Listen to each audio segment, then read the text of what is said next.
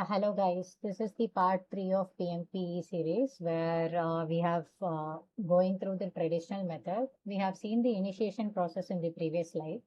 This is of planning process, the very important process according to PMBOK guide before July 2026. The planning process includes 24 areas to be covered, which is like what each process will do and why does it matter. So there are 29 planning process and 10 knowledge areas and total 49 process in all groups, including initiation to closure. So let's go. Planning is the largest process group where there are 49 process in PMBOK guide organized into 5 process group. Planning alone accounts of most half of them because it is where scope, schedule, cost, quality, risk and everything will be get more defined before the work begins. For example, if I'm going to buy a car, so before that, the initiation process will be the research. So I'll do all the research about it, and before going to buy the car, I have to plan it where I'll park it and what are all the things I'll be needing it to do, and then what are all the important matter I have to choose. Whether I have to plan the cost, whether the car is like some $1,000. Now, for example, I'm saying, so now later I have to think, okay, whether the $1,000 will be worth it. So the quality matters, and whether if I buy this, what will be my risk factors, whether I have a parking or something like that. So when I'm going to buy, in which shop I'm going to buy. So everything comes under the planning process before I'm going to buy a car in a physical manner. That is called execution phase. So let's go to the planning phase first. So this is how it will be like described. So that's why the planning gets tested heavily on the PMP exam. It touches every knowledge area and produces the baseline used to measure project performance. So it will cover most of the areas. So first in initiation 2 process, then we'll be having this process. Then again execution, monitoring and controlling will be 12 and closure will be 1. So this is how until PMBOK guide is telling us before July 2026 as of January 2021 guide. So 24 will come like integration. Integration is one of the process, and then 4 scope, and then 5 schedule, 3 cost management, 1 quality management, 2 resource management, 1 communication management, 5 risk management, 1 procurement management and stakeholder. You don't have to remember or memorize all these things. You just have to think, okay, first we have to plan, scope, schedule. Okay, after scheduling, cost, then quality, then resources, then communication, then risk, then procurement and stakeholder. So second will be the integration part will be develop project management plan, which is the integration part. So coming to this, consolidates every subsidiary plan and baseline into one integrated approved plan. So after, first of all, we created a project charter, then we went to identifying the stakeholders and tools, and then comes this project management plan. As soon as the integration management is done, we are going to plan scope management. Documents how scope will be defined, validated or controlled. So next comes the requirement. After planning the scope management, we have to collect the requirements and define the scope. Okay, what are all the things? Okay, I told car, for example. Okay, I'm going to buy the car within this particular cost. So I'm going to collect requirements, whether I need red color car, white or black. And then I'm going to define the scope. Okay, I have decided. Now I'm going to define the scope. Okay, I'm going to buy a white car. So I'm going to define it. This have to be this much and everything. Then what I'll do, I'll create a work breakdown structure, which is nothing but what are all the work who are all going to do. I'm telling my brother to look into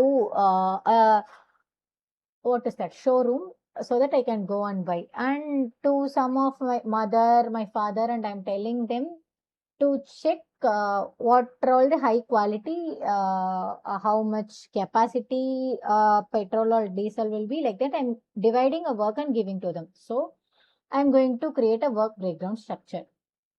Then comes the schedule management. Now scope management has been done. Planning the scope, collecting the requirement, defining the scope, creating a work breakdown structure. Then comes Schedule management.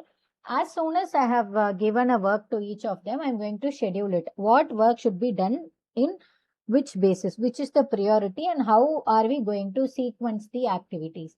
And then after sequencing it, I'm going to tell, okay, I have this three, $250 for now. $750 I am going to schedule it for the later EMI parts. And then I'll be estimating the duration, whether I'm going to pay the EMI for 5 years, 2 years, or then. Then I'm going to develop a schedule. Okay, this amount I'm going to pay for this month. So that is what happening in the schedule management. First, we are going to schedule it. Plan the schedule, establishes the policies and procedures for developing and controlling the schedule. Then after scheduling the timeline, I'm going to define the activities, which identify specific action needed to produce each and every deliverable. And then the sequencing activities, identify the documents that logical relationship among activities. And then estimating the activity durations. As I told, how much time I'm going to pay this EMI. So estimating the number of work periods needed to complete each activity. What I'm giving is a like real life example. If you think in a project way, whether you are already a project manager or already having experience in leading teams, you can able to understand so much. If not, it's not a problem. Just like connect with the real world examples and do it. And then we are going to develop schedule. Analyzes sequence, durations, and resource to build the schedule model. And then comes cost and quality management. Plan cost management defines how much cost will be estimated, budgeted, and controlled. And estimate cost will be how many estimation are we going to do, resources and need to complete the activities. And then we are going to determine the budget, which establish an authorized cost baseline. And the cost management will be done here. After the budget is done, we have to plan a quality management. Without quality, no customer is going to buy to us. So we will be identifying the quality requirements and standard, how compliance will be shown. After quality, we are going to manage the resources. Okay, how many resources are we gonna need to complete this project? So defines how to estimate, acquire and manage and use the project resources. Let's say it can be a human or a physical devices which comes under resources. And then we are going to estimate the activity resources. If I am going to buy Microsoft Teams, for example, now I need to subscribe them for a particular time period. So I'll be estimating a type and quality of the resources and for the each activity. After that comes the communication management. Without communication, we are not going to complete the project as expected. So communication management is important based on the stakeholder needs, whether we are going to send it in an email or a regular call and everything. So whatever I'm giving is a overall like gist. So this is not enough. You have to see a multiple resources in spite of clearing a PMP certifications. I've never mentioned that. Only seeing my channel will help you in clearing PMP. I'll tell you in the later part how I have cleared. This is all Grow with Minu channel where I have created on my own thing, where I have studied for revision purpose as well as getting a gist of it. I'll recommend some of the mentors who will be connecting with us through various websites, platforms, education platforms and everything. I'll tell you in the coming videos. So don't forget to subscribe my channel. Yeah, then comes the risk management, where it has 5 processes. First, we have to plan risk management. Okay, defines how risk management activities will be structured and conducted, and then identify the risk. So, how are we going to identify the risk? We have to document all those things which is going to affect in the future cost. Then we are going to perform a qualitative analysis. This analysis is so important where it is prioritizes our risk by accessing the probability and the impact both. And then it comes quantitative analysis, which numerically analyze the combined effect of risk on an objective.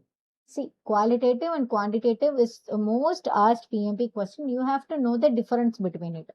Then after every risk management, we are going to develop a risk response. If car is going to repair and get like defect in some of the cases, how are we going to do it? Is the car have warranty or guarantee? So like that, we are going to plan the risk responses. Then come procurement management. The procurement management is a document purchasing decisions, approach and identify potential seller. Okay, if what car am I going to purchase, whether it is a Tata, Hyundai or Honda, like that. I'm going to make decisions which are the potential sellers and I'm going to select the sellers from it. Then comes the stakeholder management. It is the most important thing. As I told in the previous video, stakeholder is everything. So we need to effectively involve stakeholder based on their needs and interests. And if I did not like a white color car as soon as I see it. I need to talk with the stakeholder, which is a seller. Excuse me, sir, I don't like this color. Do you have any options? So the seller will have to satisfy me like as a customer for buying their product. So stakeholder engagement is everyone who is involved in every project. Stakeholders are directly or indirectly affected by the project. So we have to plan stakeholder engagement. So all the 24 is this. Actually, you need to remember like scope, schedule, cost, quality, resource, communication, risk, procurement, and stakeholder. You have to draw, you have to draw a flow diagram to easily understand. So what we have to do is one plan, many inputs. So that is what develop project management. Every other planning process feeds into it, and then scope, schedule, risk, lead. These are the three knowledge areas contain 14 of the 24 processes and the heaviest exam focus. Keep in mind everything I'm taking down is of my experience so that it will be so useful for you too. Then iterative and non-linear. Planning is a progressively elaborated terms. Revisit the process as more it becomes known. Don't worry about it. It is not more. Once you are getting into it, you will be learning so much. And then every area gets a plan. Even a single process area, quality, communication, procurement, stakeholders, still start with a plan. Everything will be in a plan. If you see everything, plan in risk management, plan risk management. Resource management, plan resource management. Communication management, plan communication management. Everything it starts from the planning phase. So as we saw, initiation, planning, execution, monitoring and control, and then comes the closure phase. Hope you enjoyed this video. Look at this again and again to understand, take notes. Remember, only one YouTube channel is not going to help you. So you have to acquire more knowledges. And I will suggest you to take membership if you are going to write a PMP. It will help us for 1 year of learning also if it requires. And yes, all the best for your journey. Stay tuned for part 4. Thank you. Bye.